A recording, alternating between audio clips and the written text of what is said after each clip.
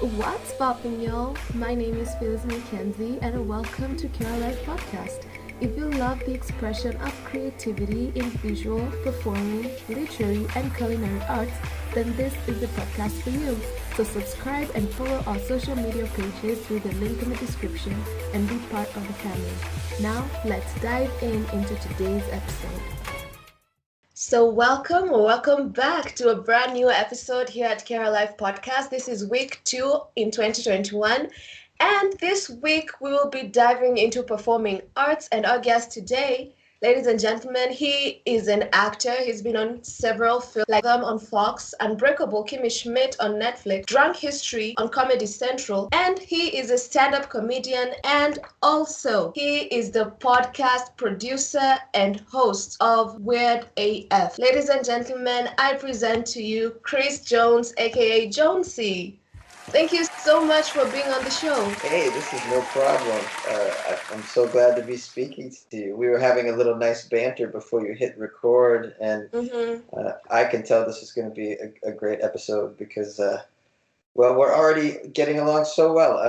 I mean, I was just expressing how pleased I am to be living in a time where I could be speaking to somebody who's in Nairobi, like from my little apartment in Los Angeles. This is amazing. And then you were telling me how grateful you were to be speaking to somebody on a show that you're now a big fan of, which is Unbreakable Kimmy Schmidt.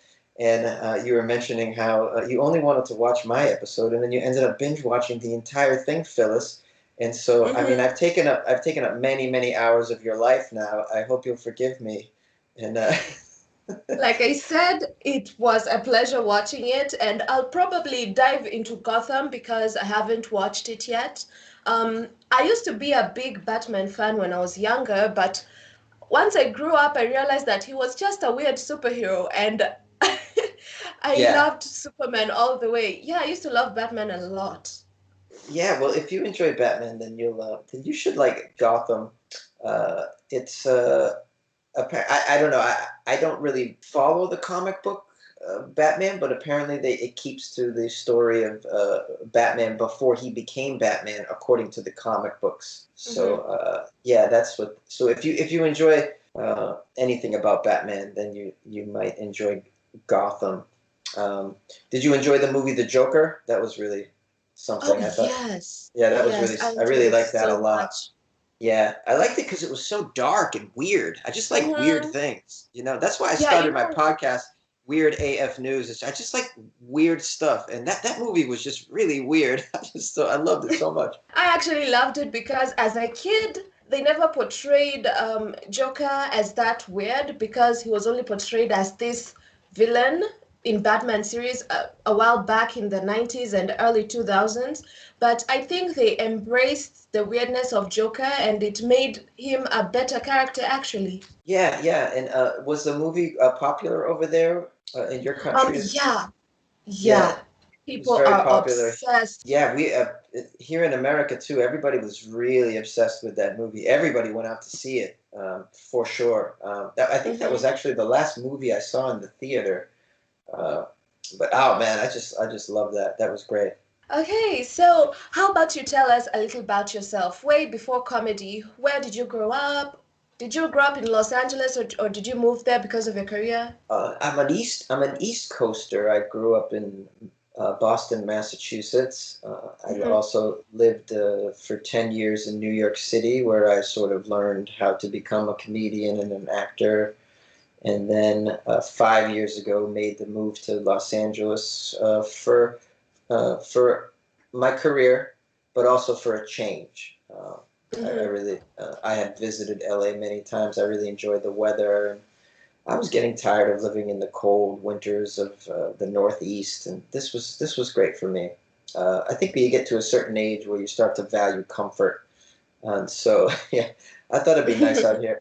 I can be in the sunshine but still do what I do, and so yeah, that's what I came out here for. And I like all three of those cities. I can't recommend them enough. Especially Boston is nice. A lot of people don't think to visit Boston when they come to the United States. They want to go to New York or LA or Chicago, but I can't say enough about Boston, Massachusetts. It's a lovely, lovely place. That's great. And how did you get into stand-up comedy? What was the journey like? I had a roommate in college who was doing it, and Mm-hmm. I went to watch him at an open mic, and it was, I don't know, I really wasn't blown away by it. It just seemed kind of simple, and I thought, Mm-hmm. if these guys could do it, I could do it. Granted, I was watching new people do it at an open mic, so they weren't very good. But I thought, I mean, I could at least be this bad. So like, Mm-hmm. what do I have to lose? And I had helped my roommate come up with some of his jokes as well at home. He was kind of picking my brain, so I sort of got the gist of how to put together a joke, kind of. And Mm-hmm. then when I went to watch him do it, I could see how how the joke unfolded and whether it worked or not. And then we would go back home and I would help him rewrite it. And I thought, why not just try this myself? It seems like fun. And then 15 years later, still doing it. And I think my roommate stopped doing it a long, long time ago. He might have tried it for maybe 2 years and then quit. And I just kept going. I really found my identity with it, and I found it to be an art that I'm crazy about. Previously, I played music a bit, so I was in front of crowds before, doing live music, singing, as a matter of fact. So I already kind of was comfortable in front of people with a microphone, doing Mm-hmm.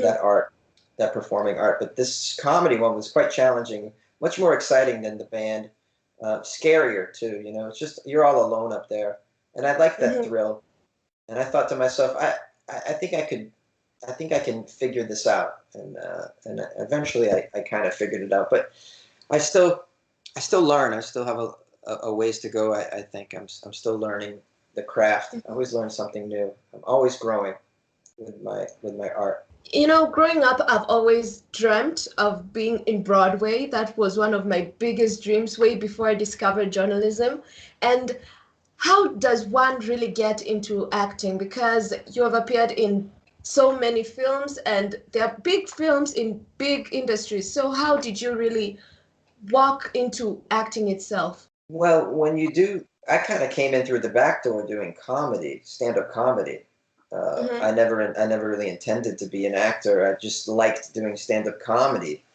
And then when I was in New York, somebody saw me on stage who was a casting director, and said, "Hey, you're very funny, and Mm-hmm. I like your energy. I like your look. Have you ever thought about auditioning for TV shows as a host or something?" And I said, "No, no, no, I really never considered that." But so I started auditioning through this woman for Nickelodeon shows, and Mm-hmm. this woman really believed in my talent, and so with her help, I got an agent, and then the agent had other auditions for me. They weren't just to be a host; they were to be in commercials, or to be in a film, or to be on a TV show, or do voiceovers. And so I started going on these auditions, and I struggled at these auditions. I didn't really know what I was doing because I was thrown into it without any training. So then I decided to take some classes to get better for these auditions. And then I started taking serious acting classes after that because I discovered even after I got a job, I wasn't Mm-hmm. so great at acting. I still needed to work at this. So I started kind of backwards where I got shoved into auditions, didn't know what I was doing. So then took Mm-hmm. courses and classes and figured it out. And then took it seriously because in the beginning I didn't take it so seriously. I just would show up at an audition unprepared oftentimes, and just would try to make it on just my personality alone. And then I went and got the training, and New York was a great place to get that training. A lot of actors, they do it the other way around. They go to college for theater or something, or they go to the acting classes, and then they go, how do I now? I need an agent because I'm ready, and then they struggle to find an agent. I had the opposite experience, which I don't think is very common at all, at all. But I think the thing that you can definitely take away from it is that you should take some courses or some classes in acting, and you should get some training. This is a technique. At the end of the day, even auditioning itself is its own technique, Mm-hmm. and you could master auditioning and really not even be a great actor. So you got to learn to take audition technique classes, courses, and also acting as well in addition to it, because once you get the job, you got to know what Mm-hmm. you're doing on the stage. You got to know what you're doing in front of the camera. You got to know what you're doing on the voiceover microphone, all of these things. So, and if you're lucky enough to be in a major city, you can get these skills. You can take Mhm. classes that will provide this for you. And being in New York, I took full advantage of that and took classes for years and years. And so that's how I got into it. Wow, that's amazing. It's something that I've never heard before because personally, for somebody who has tried to get into acting, it's really hard. And for some people, you find that the hardest part, like you mentioned, it's finding an agent because where do you even find them from?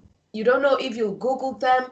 You don't know if you'll ask somebody to refer you to them. So I get your experience, and though it's easy, I'm pretty sure it was hard in the long run. You went through a lot of auditions, and were there some that you really wanted to hook this audition and get the part, but you didn't?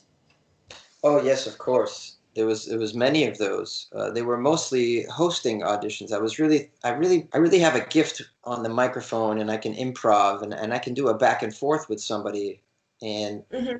I really wanted to get a job as a host on one of these shows. I can also memorize script and repeat it. I can read off a teleprompter very easily. I can work with an ear prompter. I have all the skills to be a great host, but I never got one of those jobs, and consequently I never really got a big hosting job in my career. I always thought that I would. I thought that's where I would end up, and it just never happened for me. Although I did audition quite a bit, and I nearly got several jobs. It was a few cases where it was just down to me and one other guy, and they went with the other Mm-hmm. guy in each case.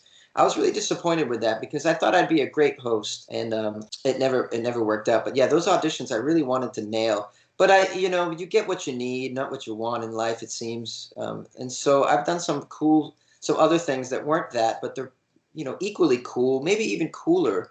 Mm-hmm. One would say, yeah.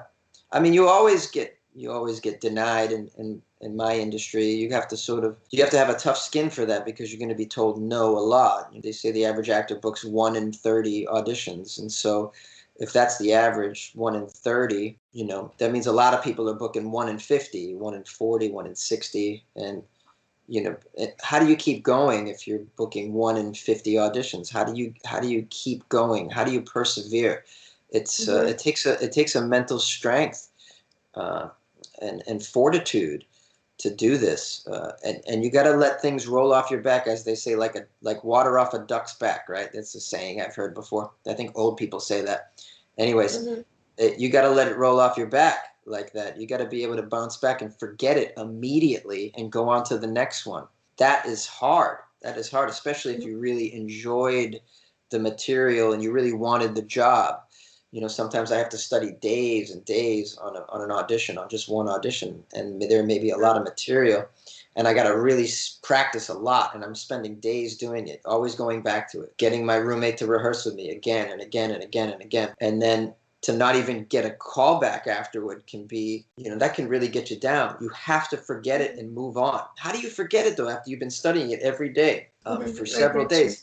Like, it's easier said than done, right? It's easier said than done. Mm-hmm. But you have to drop it, and you have to just let it fall by in the rear view mirror. Don't even look at it, and just go on to the next one. And I don't know if a lot of people are built for that, a way of just forgetting, like a goldfish, just like let it go.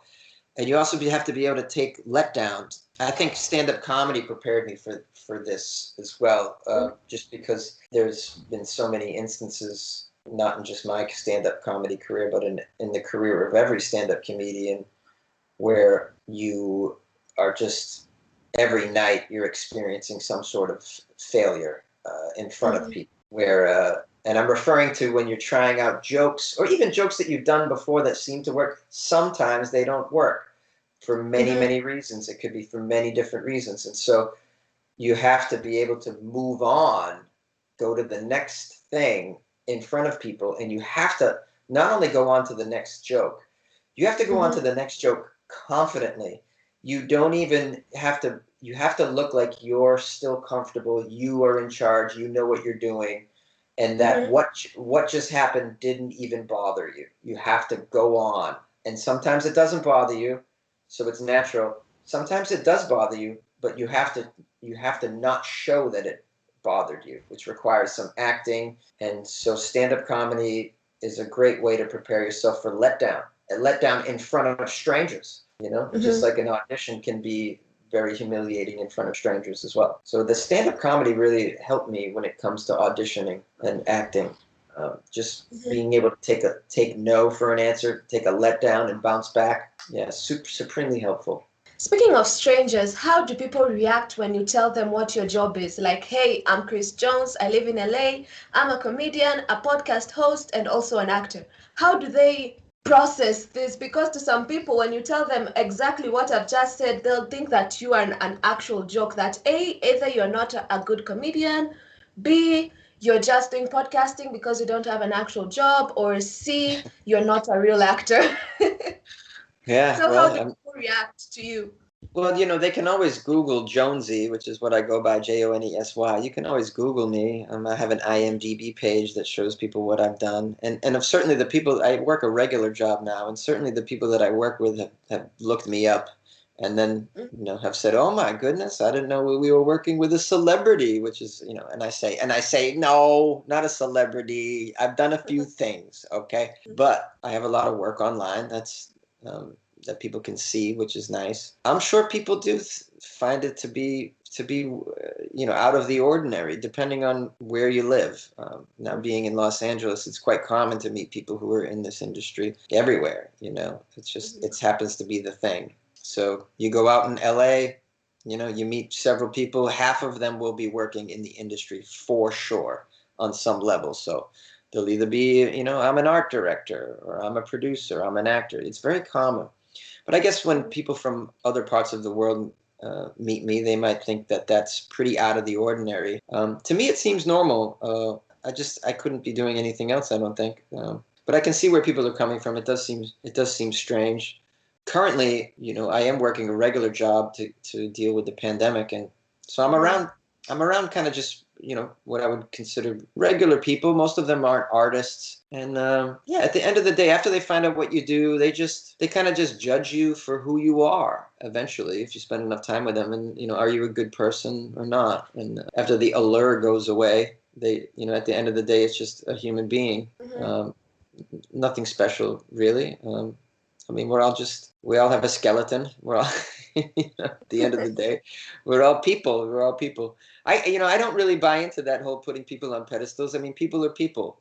I don't, not to say if I ran into Bill Murray, I wouldn't be, over the moon. Yeah, for sure. But people are people. Everybody poops. And that's the way I look at it. I think that's a good way to look at it, not to be overwhelmed with that kind of thing. It's like, are you a good person? That's what's more important. I try to be a good person. Are you a good person? Phyllis, I can tell you're a good person. I can just tell by our interaction that you're an amazing individual. You seem very nice. And I think that's what's really important. Not what people do, but who a person is much more important, in my opinion. I don't know if you know this comic. His name is Gabriel Iglesias, Fluffy. Oh, Fluffy is very popular. Yes, everybody knows He Fluffy. is one of my favorite comics, and I don't know why, but ever since a couple of years ago in 2016, I got to watch his 1 hour comedy special where he just stood there for 1 hour and did stand-up comedy straight up from his head, no practice, nothing. I just fell in love with his content. So who really makes you laugh? Other comics, maybe close friends or family? Oh, geez, who's my favorite comic? I really like Bill Burr very much. He's another guy from Boston, same as me. Yeah, I really enjoy his comedy, and it's what I know. I come from the same place that he comes from, so I really relate to his comedy quite a bit. I also enjoy Dave Chappelle very much. Lately, I've really enjoyed him because he's saying things that no one dares to say on stage. I think it's very bold of him and brave, and he's setting a great example on what, just kind of reminding us what stand-up comedy should be. He's very important for the culture, I think, and for the art of stand-up comedy. I've always enjoyed Louis C.K., who's somebody who's been it hasn't been okay to show public approval for him because of some of the things he's done in his personal life. But as an artist and a comedian, I've always thought he was one of the best out there, and he takes a lot of risks. He's very original, and I really like him. And I've drawn a lot of inspiration from watching his specials, which used to be on Netflix, all of them. I don't know if they are anymore. I think they've been taken down, which I think is unfortunate. Because as works of art, I think they're very good. And what are some of the memorable moments you've had in your career so far? Well, geez. Well, the most memorable to me would be the times that I've interacted with some great actors and producers. I got to work with Tina Fey, who was just really amazing. She was basically in charge of the production of Unbreakable Kimmy Schmidt. She was the executive producer. She also ran the set as well and directed. When I was there, she was it. She did it all. And to watch somebody have control of a set like that was really cool. And to also be so nice as well. She was very patient with everybody and pleasant. You could tell everybody enjoyed working with her, and I did as well. She was very complimentary to me and my performance, and made it a point to come up to me individually to thank me for doing the job, which I was very touched by. And then she enjoyed my performance so much that she had the writers write some new scenes for me. So she asked if I would be free to come in a couple of days and do some more, and I did that. So she gave me more work. And then a few weeks later, I had to go back to that television show and record some voiceovers for them in a sound booth, what's called ADR, additional dialogue recording. And I thought it would just be me and a sound guy, but she was there, and it was me and her alone in a sound booth. And so I got to spend another hour or so with her alone, working with her, and she was amazing. So just to be alone with Tina Fey for a few hours. So not alone. Well, I was alone with her for maybe 1 hour, and then to be with her on set for another thing. Just that was tremendous. I'll never forget that. I'll always be grateful for those moments. And she really taught me that you can be that successful, but also be really down to earth still, and don't let it go to your head. She did not let it go to her head. She was a very humble individual. She was really conscientious and very respectful, and was very grateful and said so. And it wasn't bullshit. It was just really genuine. And it reminded me that you can have all of that and still be a good person. And so since then, I'm unforgiving to actors and celebrities when they treat people like crap.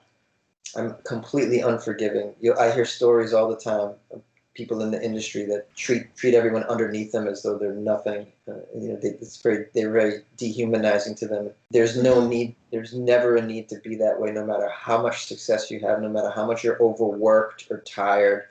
I mean, Tina Fey, no one works harder than her in the business, and yet she's still that way. You can be that way. You just have to want to be that way, and you have to take the time to be considerate like that. And she did that, and I'll never forget that. I learned a big lesson that day. Man, I get to say that I worked with Tina Fey.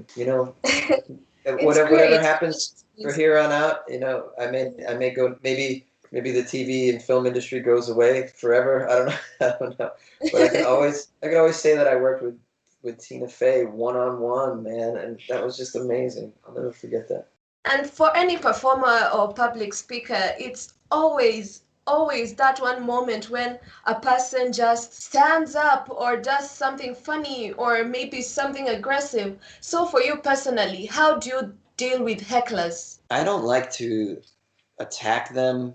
I try to just deflect and keep the show going. I don't want any bad energy with the show. And if you engage with a heckler, it can turn quickly into something that's a bad energy. And I don't like that. I want to keep it flowing. I don't want to interrupt what I'm doing. My jokes are not short. They're very long. And so and I don't like an interruption. I want to be able to keep my flow going, because my jokes, they build momentum, and I don't want that to be interrupted. So if there is a heckle or someone does say something, I will most of the time ignore it and just keep going on with the joke. The next level would be, if I have to address it, I'll just do it in a friendly way, and I'll hope that the person stops. And then if the person doesn't stop, I'll have to be a little bit firmer and I'll make a joke about it, but I'll have to get firm. And then if the person doesn't stop, then I'll have to really get mean and have them, and maybe even have them removed, which I don't like to do, again, because it throws a bad energy onto my set. I don't want that. And also because of the reason I mentioned up top is that I have an agenda up there. My agenda is I want to work through my material. I want to do the jokes. That's what I like to do. That's what I got into this game in the first place, is to say what's on my mind and get a reaction. And that's what I like about it. What I don't like about it is to address some idiot that's just saying whatever the hell they want to and they're drunk. That's not what I'm in this for. And so if I can avoid that interaction altogether, I'll do that. It just really, I don't want to be taken off my game, and I don't want the crowd to be distracted. My jokes are they're long, and it's kind of a bit of a story sometimes, and it requires attention. And if you're disrupting the attention that I'm trying to build, that's just, I don't like that at all. It doesn't help the show at all. These people oftentimes think they're adding to the show, which is just a delusion. But I mean, this is, who can understand people, people storm the Capitol building and they think they're a patriot. This is what we're dealing with. And people are just messed up, and it's a shame. Some of them go to comedy shows, and you have to, when you deal with the public, this is what you get. And so sometimes I have to deal with it. It's unfortunate. But I try to just deflect it and not address it if I can.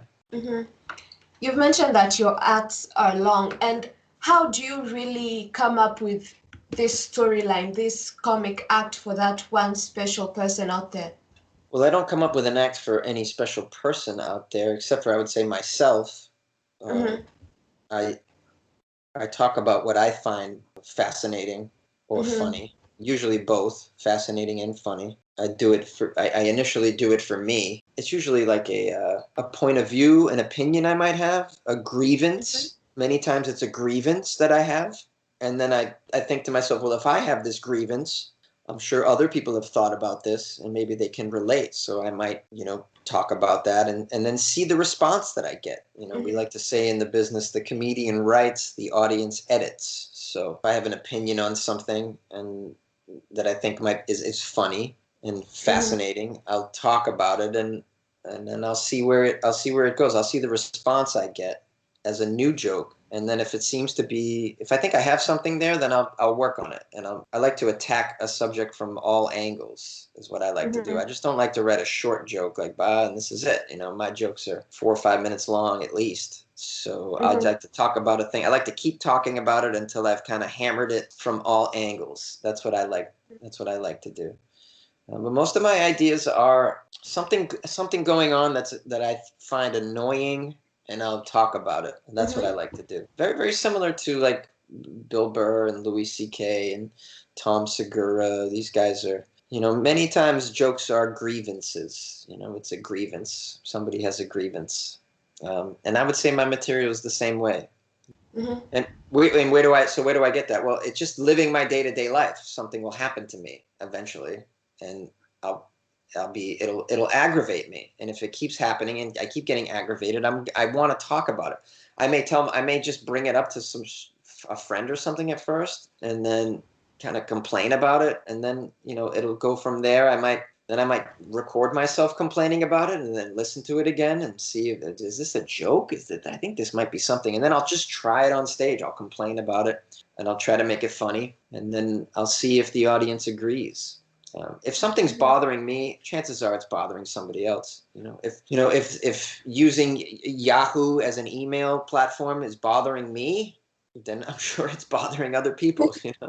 So then I find that if I start making fun of Yahoo, that other people agree. Oh shit, yeah, you're right. Terrible spam filters, among other things. Yeah, this is how jokes work for me. And I'm sure that you've experienced crowds with different senses of humor. So has your act ever died on stage?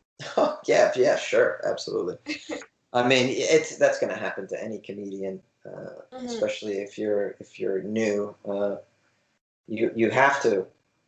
And that's why when I mentioned earlier that it helped me with my acting, because I've died on stage so many times that it helps you, because as an actor, you might forget your lines or something, and you might stumble on your words or stutter, and that's kind of the same feeling.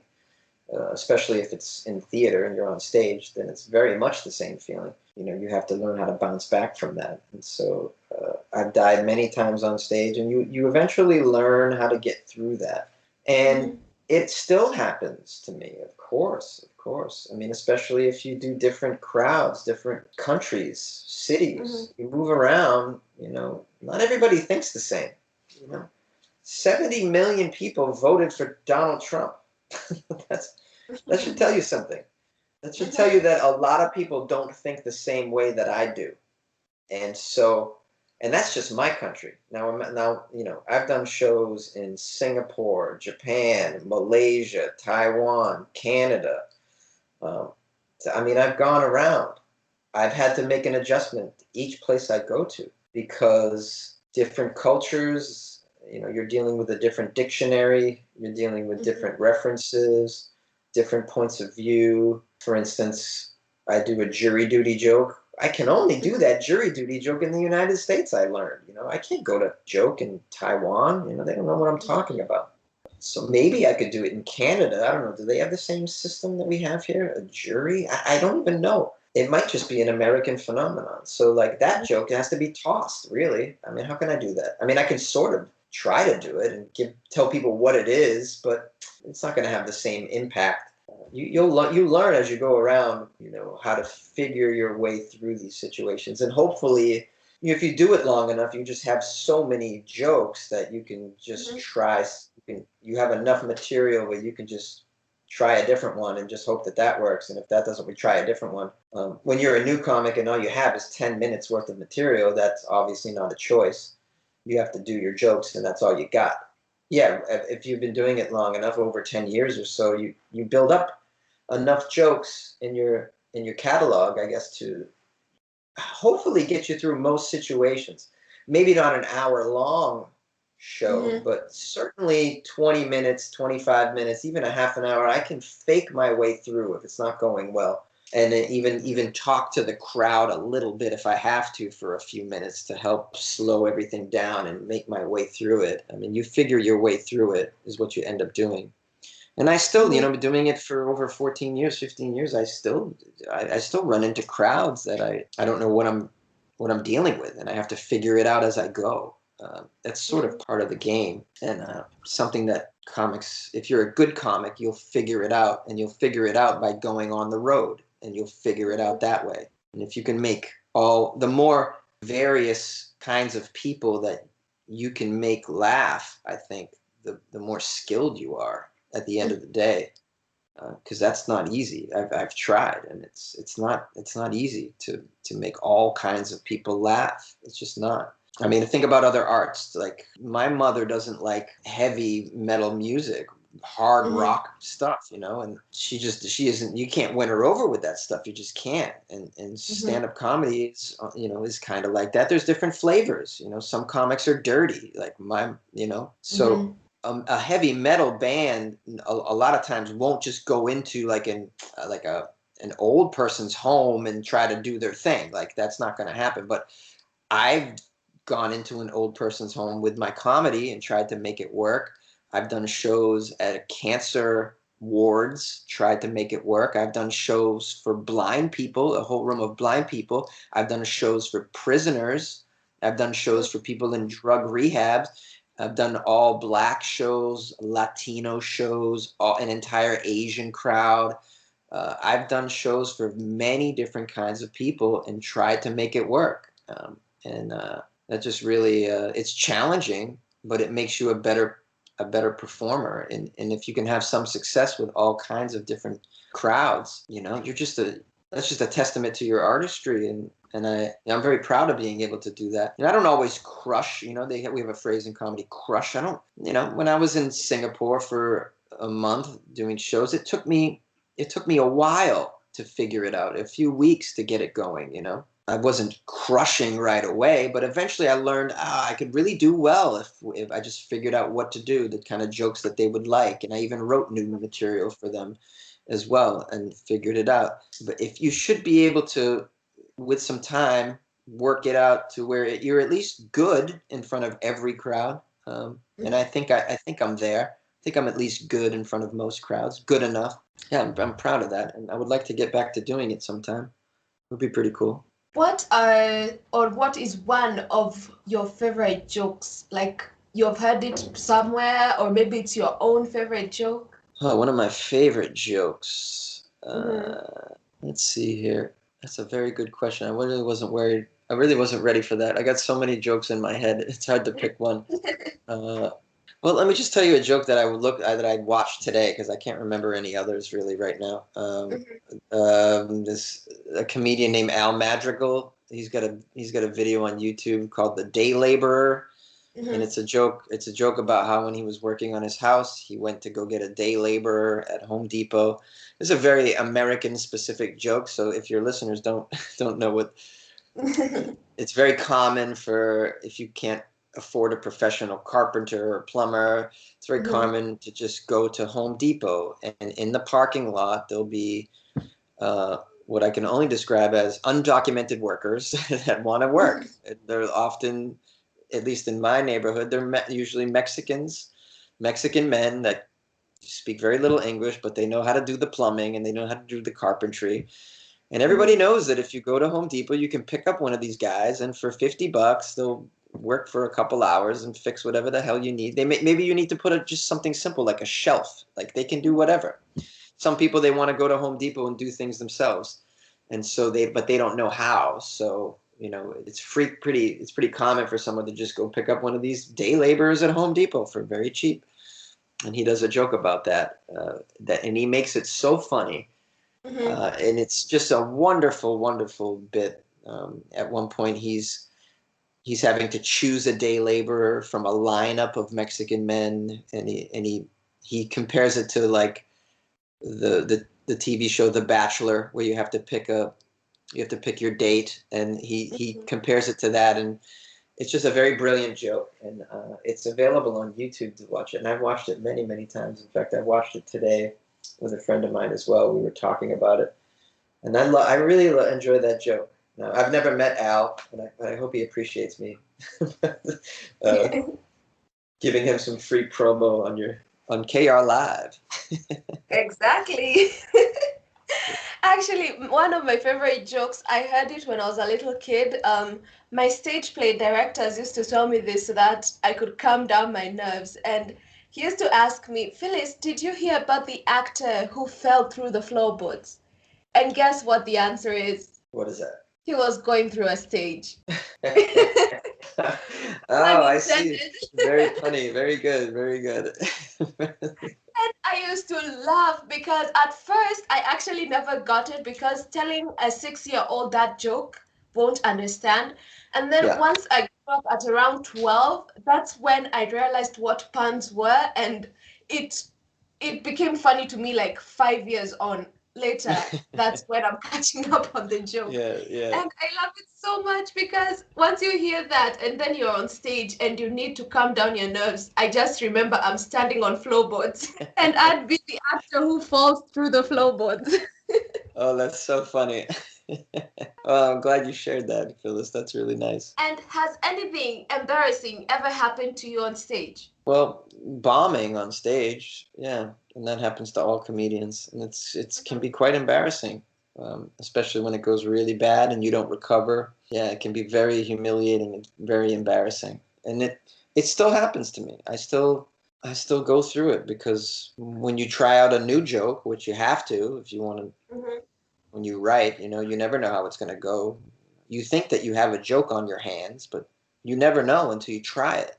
The audience tells you, yes, it's funny. No, it's funny. The feedback is right there. So, it's not always the case where a new joke is going to work the first time. In fact, most of the time, there's something wrong with it. The ending isn't right.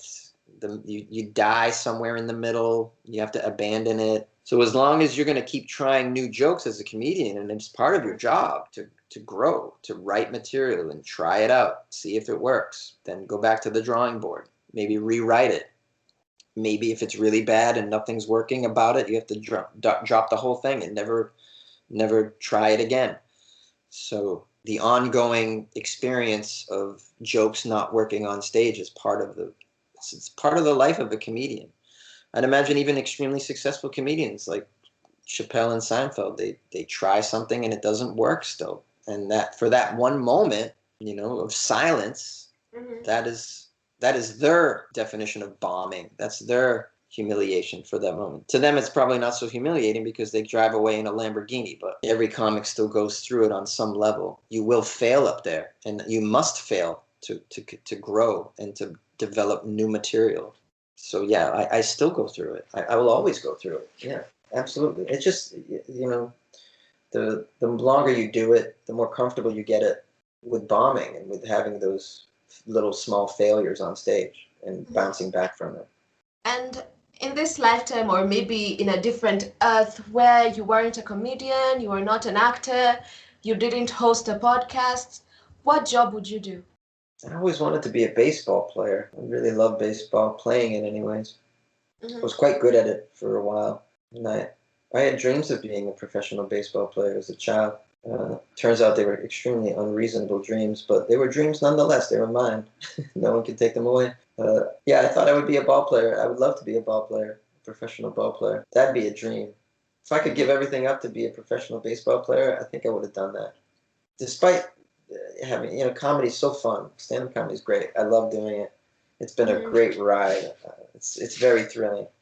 But I would have loved to have been a baseball player and won a World Series. That would have been a huge thrill. That would have been incredible. Yeah, and you seem to love comedy. So what's the best thing about your job? Well, I think it would be a cliche to say that, making people laugh. But it is. I mean, it is. It's making people laugh. It's to see their face light up and burst into a laugh. I mean, I just love that. It gets me so excited, and I'm so pleased to do that. I do it. I still do it at my day job now. I can't stop making people laugh. It seems to be an addiction for me.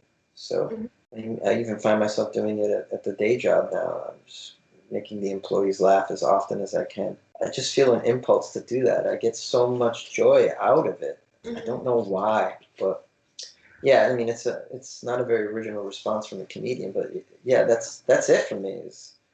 Although maybe some comedians do it for the money. Maybe they think, oh yeah, I'm on my way to riches. But that's not it for me at all. I don't really care about that part of it. I really enjoy making people laugh. I can't help myself but do it. Can't help it. It's And what about the worst thing about it? The worst thing about it. Geez. The worst thing about it is having to do everything yourself is a bit difficult and can be stressful, especially in the beginning because I have to do everything myself. It's hard enough to come up with material, come up with ideas and jokes, what you think are jokes, and then get on stage and try to make them work. That is an extremely stressful thing to do and very scary. That's hard. It's unfortunate that your job doesn't end there as a comedian. It should, but it doesn't. There's so much other crap that you have to do. You have to have some sort of business sense. You have to book yourself. You have to go out every night and make connections. You have to socialize. You have to hang out at comedy clubs. You have to reach out to people, befriend other comedians, make friends with club owners, make friends with people who have power in your industry, play a political game sometimes. And all of those things I find very uninteresting and dull, and they feel like work to me, and I don't like doing them anymore. I wish I could just go out and do the art part, but you have to do these other things in order to get on stage. You have to do these other things in order to get on shows. You have to do these other things to be accepted in the community so that you can move up with your art. And I don't like that part, but nothing's easy in this life, and if you really want to do something great, you have to oftentimes do crappy things to get yourself there, things that you don't like. It is real work. I don't like the work part, but I just want to do the fun part, right? Perform, write and perform, write and perform. But I have to do these other things that are a bit, can be annoying and they can be draining. And as I get older, I don't want to do them. So that's my position anyways. That's how I feel about it. And you mentioned that you have traveled in different countries, different cities, so that you can perform your stand-up comedy. So what's one or maybe two of your best audiences that you've had? Well, I'll tell you, my favorite audience when I was traveling in Asia was in Taipei, Taiwan. They have a comedy club there. It's Mm-hmm. called I think it's called the 2-3 Club, and it was an astounding experience. The crowd was the best of any crowd that I had encountered in Asia. I'd only been to 4 countries, but I had done a lot of shows, and this was the best crowd, hands down. I really liked the crowd in Taipei. They're very liberal, open-minded people, very forward-thinking. They were very receptive to my brand of humor, which can be a little edgy. And they Mm-hmm. really were cool. They really went with it. They weren't offended at all, and I really loved that. I loved that because I was encountering certain places in Asia where they're just easily offended, and that's to me that's anti-comedy. If you're offended, that's not my intention at all. If you're offended, it's just you're not getting it. You're not getting it, and I experienced some of that.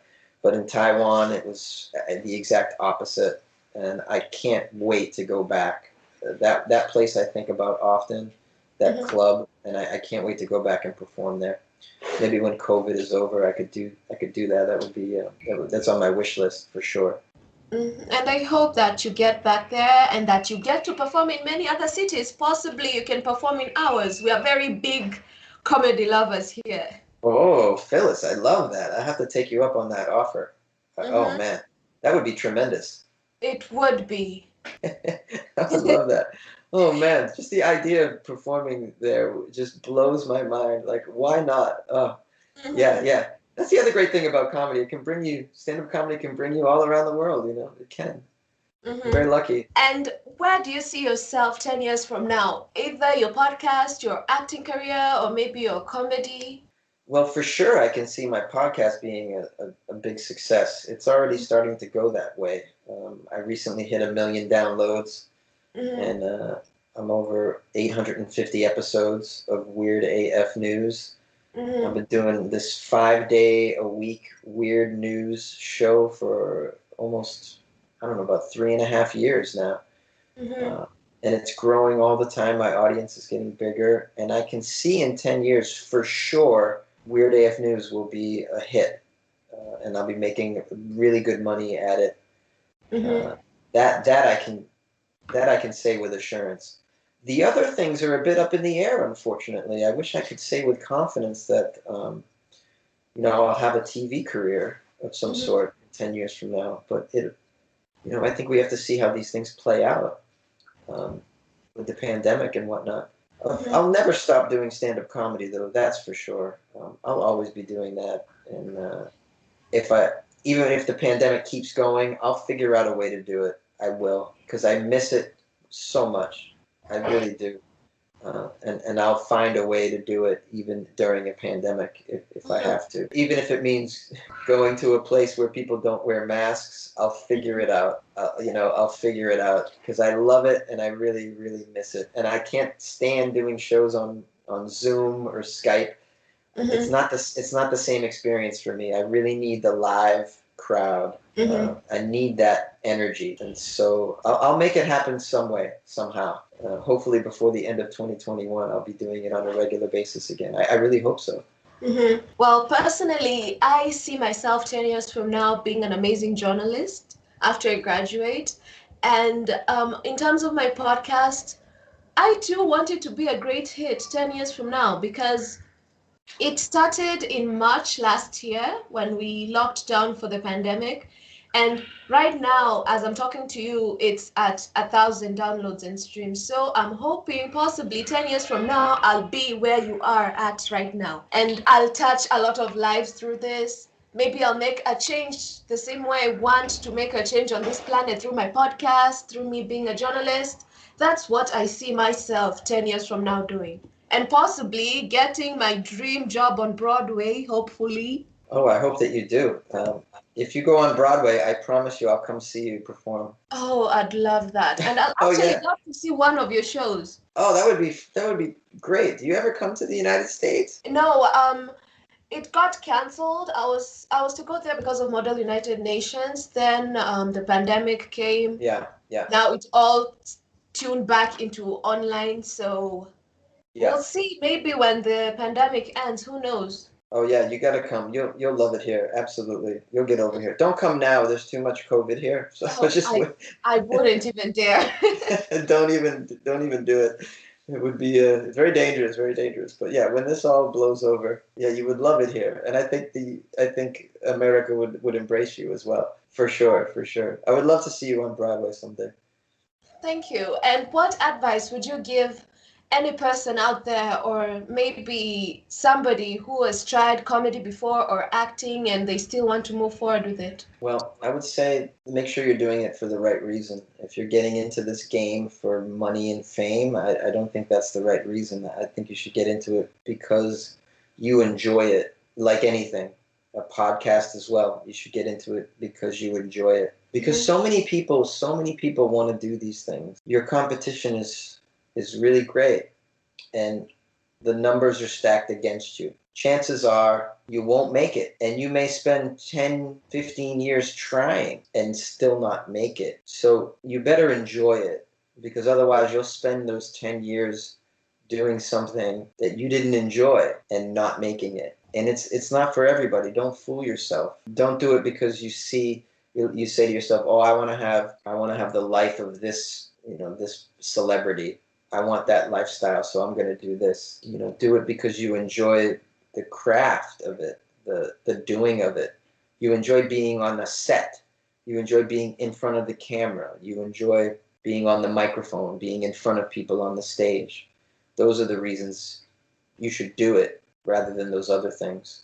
Because if you love it, only if you love it, that's really the only way to sustain yourself through the hard times. Because I'll guarantee you there'll be hard times. People love to say no to you in this business. And so if you don't also love what you're doing, now you're being told no at something you don't even really like. And so to me, you're living, that's a horrible existence. And you shouldn't live that way. So make sure you like it. Make sure you get some joy out of doing it. That's what I would say. That's the right reason to do it.